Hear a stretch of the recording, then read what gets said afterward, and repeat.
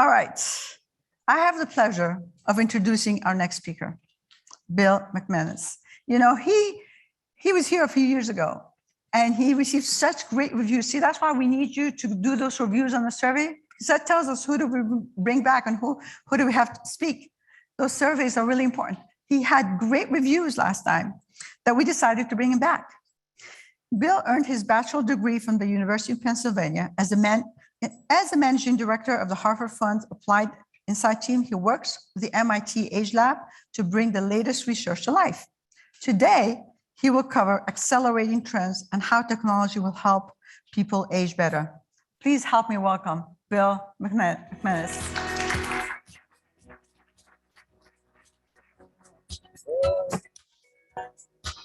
Good morning, everybody. Thank you so much, Laila. Thanks to the Pence Wealth Management team for having me. Thanks to all of you for joining us. Really excited to spend a little bit of time with everybody today. As Laila said, my name is Bill McManus. I'm a managing director for our Applied Insights team at Hartford Funds. And my role and responsibility, I travel throughout the country. It's actually nice to be traveling throughout the country when I say that instead of looking at my computer screen. But what we do is we work with wealth managers like Pence Wealth Management, spend a lot of time with folks just like yourselves in this room, sharing research and insight from really this fantastic long-standing partnership that we have with the Massachusetts Institute of Technology, and specifically this program that they have called the AgeLab. Now, I know there's some familiarity with the AgeLab, but I always like to take a little bit of time on the front end just to reintroduce or introduce for the first time. I think it helps to understand who the AgeLab is, what kind of work are they doing, why is that work, I'd say, increasingly relevant for all of us here today. And then we're going to jump into our project or our program entitled Accelerating Trends. And it'll fall in line really in response to sort of what we've experienced over the last 18 months or so since the pandemic hit. So quick background on the AgeLab at MIT. Started in 1999. Hartford, we were a founding sponsor. It's housed in the School of Engineering Systems, but it's multidisciplinary by nature. So the way that they would describe it, it's about a third engineering, a third every flavor of psychology that you could think of. The remaining third is really a mixed bag. There's researchers with backgrounds in gerontology, anthropology, healthcare, economics, architecture, the list goes on and on. So we're really able to garner some wide-ranging insights into decision-making and behavior. The real, I guess, focus of the lab, by virtue of the name, right, is studying aging, changing demographics, the impacts of extended life expectancies. If you go back to 1900, which in the grand scheme of history is really not that long ago, life expectancy in the industrialized world was less than 50. We fast forward to today, and the prospects of living into our 80s, 90s, and beyond is pretty much expected. At the lab, they call that a longevity bonus. So what they do is they work with different businesses and industry groups to rethink and reshape products and services and technology, how it's delivered to really this changing segment of our population, not only here in the United States, but around the globe. Always like to share an example or two, maybe a little outside of the scope of our discussion, but I think it gives some context to the work that they're doing at the lab. As you can see on the screen, we have two researchers wearing kind of what looks like a funky bodysuit. The name of that suit is AGNES, stands for Age Gain Now Empathy System. So we could take anybody in the room, we can dress you in the AGNES suit. You see it looks like coveralls, but it has a helmet with straps that attach to the arms to reduce mobility, a neck brace that reduces the amount of degrees you can rotate and tilt your neck, system of weights and pulleys in the legs and lower back to simulate fatigue and friction and the frustration that comes with that. There's gloves that simulate arthritis, goggles that simulate macular degeneration. We can calibrate the suit. We can make you feel 80, 85, 90, 100 years old. Believe me, every time I talk to the researchers, I say, where is the suit to make us feel the other way, right? That's what we need, not this one. So hopefully working on that. You may have caught the key word in the title of the suit, though. Empathy. What is the experience like? So they've used the AGNES suit at places like CVS Pharmacy. CVS wanted to know, what is it like for someone who's 90 years old to shop in the store, walk down the long aisle, bend down and get something off the lower shelf? So based off of that data, they're redesigning the stores to make them more accommodative. Automotive industry, really where the lab started. We see our Volkswagen Beetle on the screen. Pretty sure that's the world's only $5 million VW Bug. It's actually hooked up to a simulator at the AgeLab. Eye tracking software, conductance in the steering wheel to measure the sweatiness in your palms, all designed to understand the impacts of stress and physical limitations, new technology as it relates to driving. As a matter of fact, a lot of things we find standard in our automobiles today, like lane departure warnings and reverse monitoring systems, has come out of work done at places like the AgeLab at MIT. Does that give everyone a feel for the kind of work they're doing? All kinds of other examples, technology, healthcare, consumer services. From our standpoint, we direct our research into a couple areas, a lot as it pertains to planning, right? What are the conversations, questions, things we need to think about as we're experiencing extended longevity? But for the purpose of today's conversation, the lab has done a lot of work in light of COVID in terms of what's next, right? That's a lot of questions have come up. How are things going to change? What's going to be different? What do we need to be thinking about? What the lab said from the get-go, and Dr. Joe Coughlin, who's the founder, things are not so much going to change or be completely different, but trends that had existed, things that were happening, have just been accelerated. I'll give you an example. Higher education, right? Go back 20 years. Certainly you could get an MBA online, would be accepted, but maybe not held in the same esteem as an on-campus program at Wharton or Harvard or Stanford or Booth. 2-3 years ago, much more widely accepted, right? Much more widely accepted. People certainly going down that path. I'd say education was probably ripe for disruption before COVID. Talk about the gas pedal going down on something, right? Completely going to change the way people think about education, how universities deliver it. As a matter of fact, MIT has instituted what they call a micromasters program, where 95% of the learning is done online and just 5% in campus, right? So we've seen that acceleration in so many different areas, and there's 3 that we're going to talk about today. The first one is work. The second one is communication, how we interact with each other. And lastly, how technology has really shaped this and how we've adopted technology in many different ways.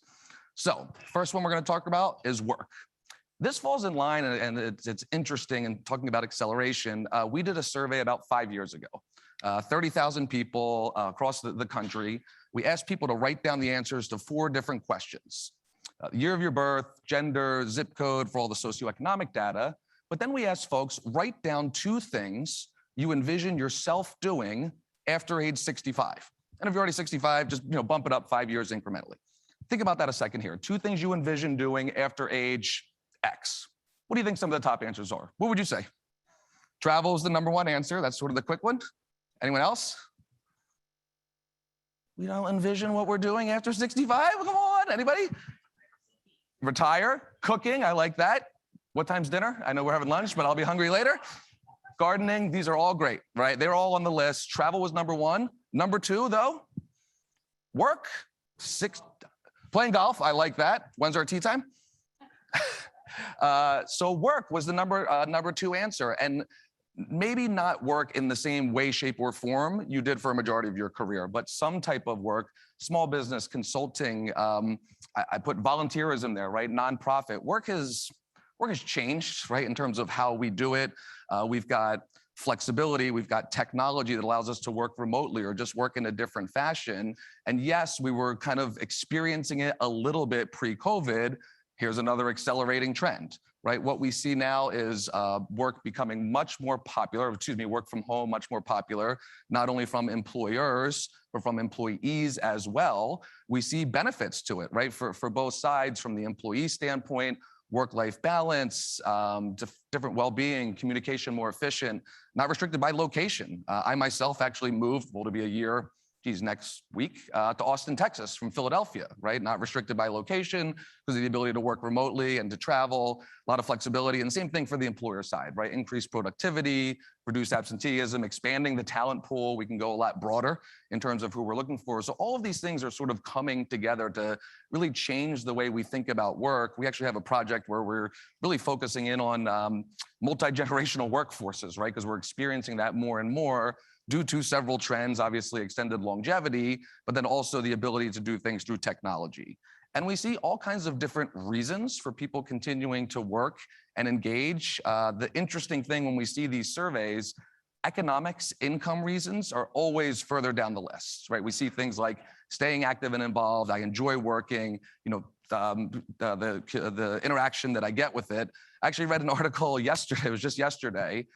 There was a woman in New England. She's 101 years old. She's a lobster woman.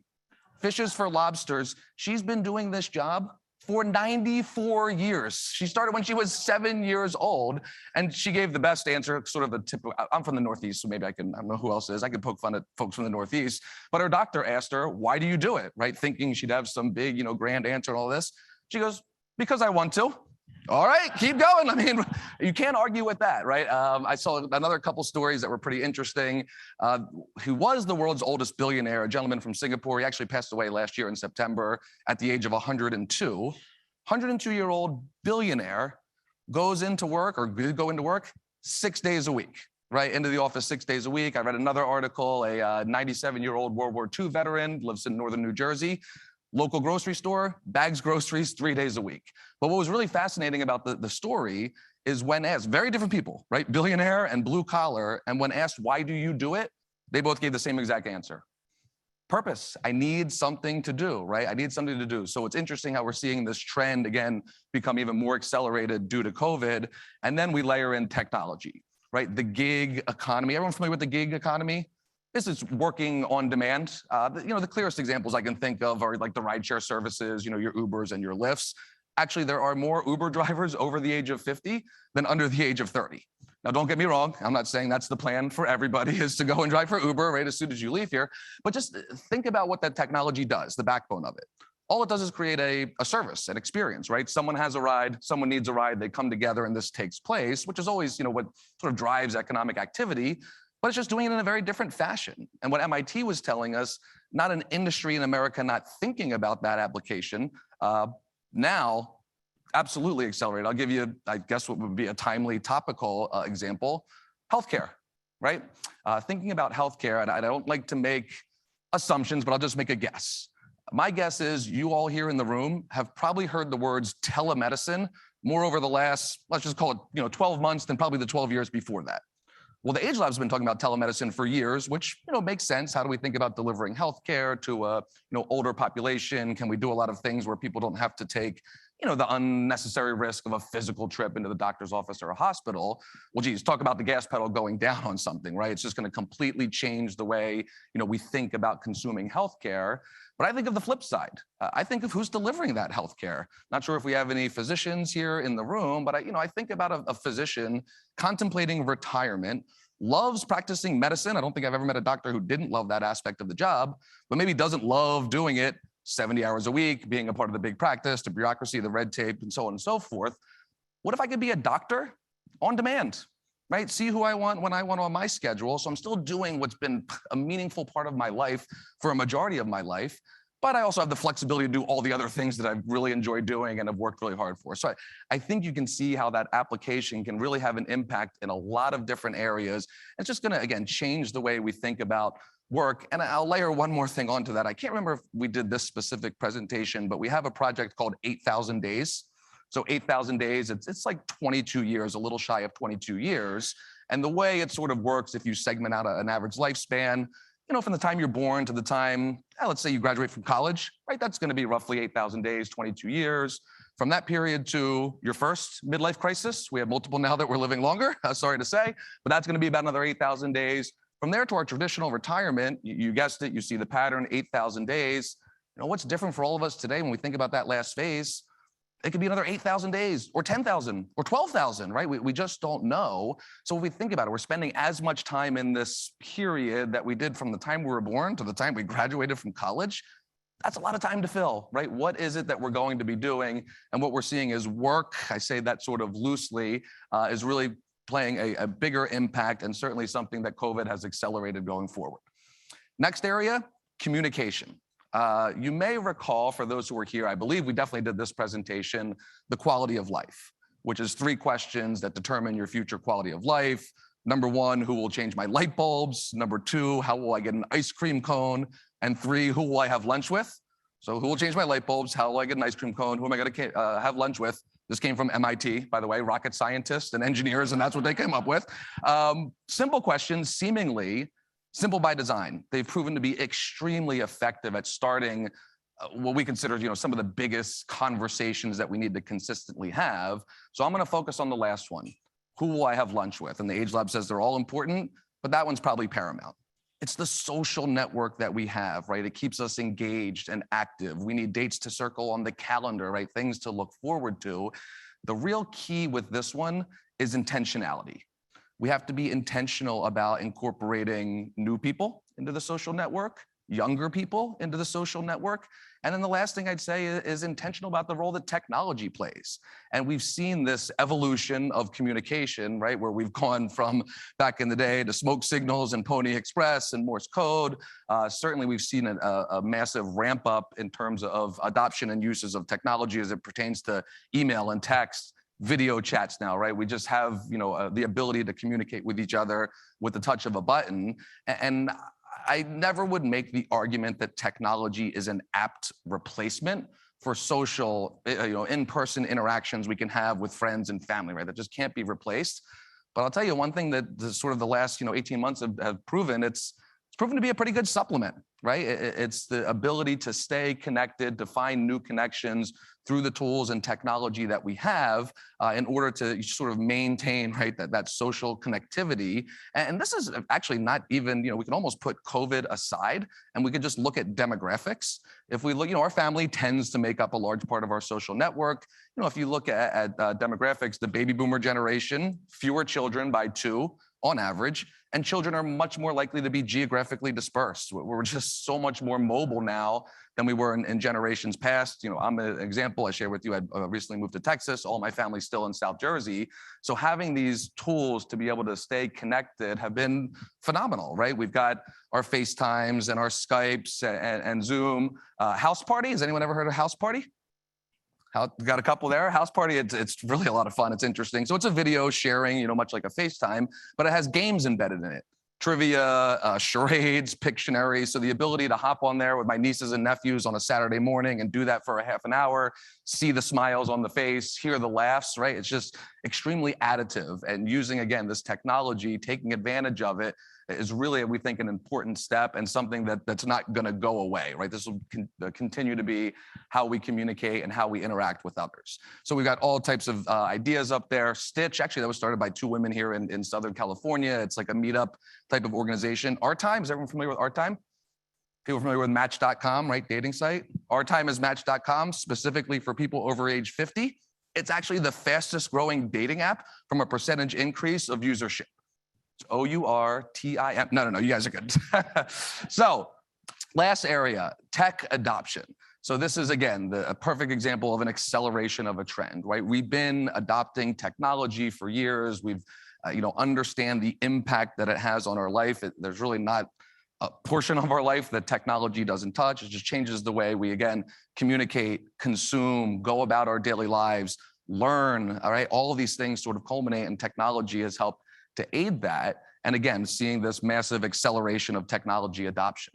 Actually, there was a survey, or was a research report, and this was a couple years ago. It was pre-COVID, and there was a prediction. Everyone familiar with the Internet of Things, which is basically just like the system series of connected devices? So they predicted by the end of this year, and it's right on track, there will be 50 billion connected devices worldwide.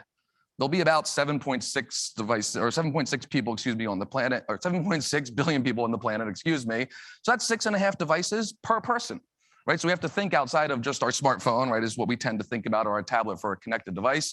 Anybody have a smart TV, right? Beaming your Netflix shows that you're binging in here. We've got smart appliances. We've got fitness trackers. Anyone have their Apple Watch or their Fitbit on today? How are we doing on steps? We got the whole day. Yeah, not enough. You'll get there. We have the afternoon. So again, we'll just continue to see, the more we see these things come online and interact, just the more adoption and awareness of technology that we're going to see. And it's across all age cohorts, right? When it comes to smartphone ownage, tablet usage, social media, interactions.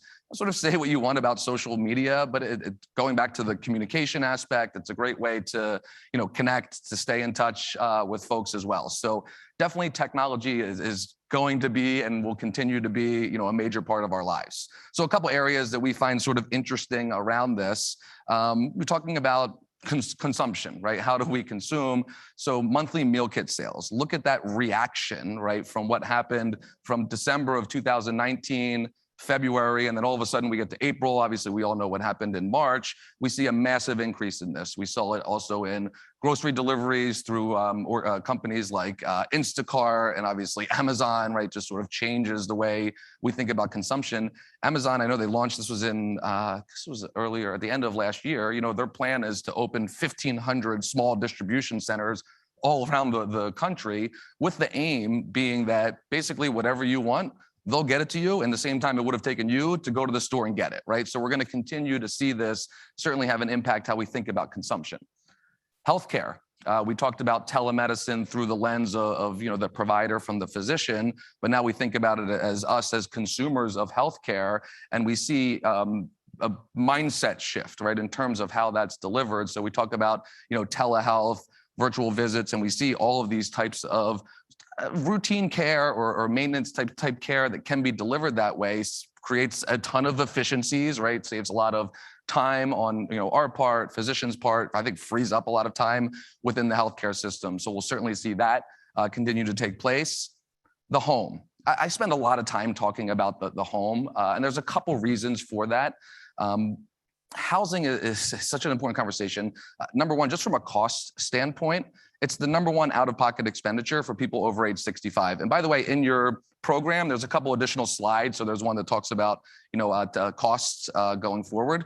So it's the number one out-of-pocket expenditure, and that's with or without a mortgage. Because what else goes into housing cost? Taxes. I know I'm in California. When I hear taxes, number one, I'm from New Jersey, so that's what I get. Taxes, insurance, HOA fees, maintenance, which will go up as we age. What about big improvements that might need to be made to the home? What about technology that might need to be incorporated? AARP issued a survey recently. They asked people, where do you intend to age? 90% of us said, in my own home, right? Have we spent the time to think about safety, accessibility, appropriateness of that home? If not, what types of improvements need to be made? What types of technology might need to be incorporated? There's actually so much, call it awareness, call it demand around this. There's now a certification for contractors and home builders called CAPS. Has anyone heard? Certified Aging in Place Specialist. They're experts at understanding what types of modifications need to be into the home, what type of technology needs to be incorporated to that aim.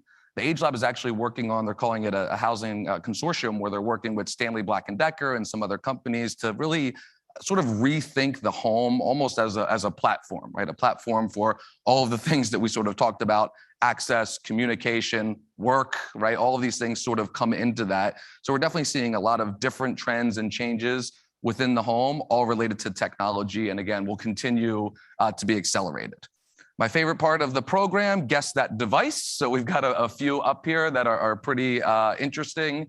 Top left, of course, I think everyone knows what that is, right? Amazon Echo, right? I'm sure a lot of people have some version of that. It's really interesting that how we perceive technology, it's based off of the benefit that we derive from it, right? So I see something like an Amazon Echo, I've got the Google Home Hub, and I say, that's pretty cool, right? What's the weather gonna be today? What was the score of the ball game? What's the news? I read an article recently, and it was about, it was based off an article a woman had published, all about the impact that Amazon Echo had in her life.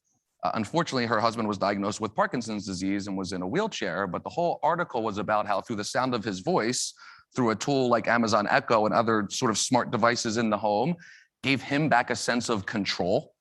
I used the word cool to describe it. She used the word lifeline. Right? Just very different in terms of the benefit we get from technology. We've got a bunch of other things on here. You know, we've got our smart thermostats and devices in the home. There's another slide in the program that talks about sort of how we adopted and changed in terms of devices in the home. We've got robotics, right? Whether it's the Roomba. Anyone know what that one in the bottom middle is? Looks like a spaceship. That's the lawnmower. It's the Husqvarna solar-powered robotic lawnmower. It'll cut half acre in about an hour. It works like the invisible fence, you know, you put in for the dog. It'll avoid the dog or cat or small children in the yard. It has sensors, but pretty interesting in that. The Gecko one, the white one, is pretty interesting. That's an automatic window washer. So if you have big windows in the home, might be something to look for. The one I'm most excited about, and it's sort of, you know, it's there, but it's not really mainstream yet. See that thing that looks like an old, you know, computer stand in the middle? That is actually an automatic laundry folder. It will fold your laundry for you. It's number one on my list. I like to keep my place in order. The one thing I hate doing is laundry. I joke around and I say my clothes are the dizziest clothes ever because I just keep them spinning in the dryer because I don't want to fold them. That's number one on my list when that comes out. So that's pretty cool. And then we've got apps and devices and services to make life easier and make life more interesting. So we've got things like Life 360. I know Laila's a huge advocate of that, where we can monitor and not monitor is probably a bad word. Stalk. We don't want to say that. We can keep track of kids and grandkids and grandmom and grandpop. It's just a great way to ensure we think about safety and things like that. That's fantastic. GoodRx. I don't know if anyone's ever used that. Prescription medicine shopping. It's actually phenomenal. It can provide tons of savings if you sort of look for different services on there. By the way, I forgot to mention this. I see someone taking a picture of the slides. Not in the packet, it's separate. We've got a workbook that lists a lot of the apps and services and devices we talked about, in addition to many others. So make sure you take that with you. And everyone who's joining us virtually, we're going to ensure that we get that out to everybody. So we've got a lot of things in there. We also have, prescription medication management systems. We talked about telemedicine.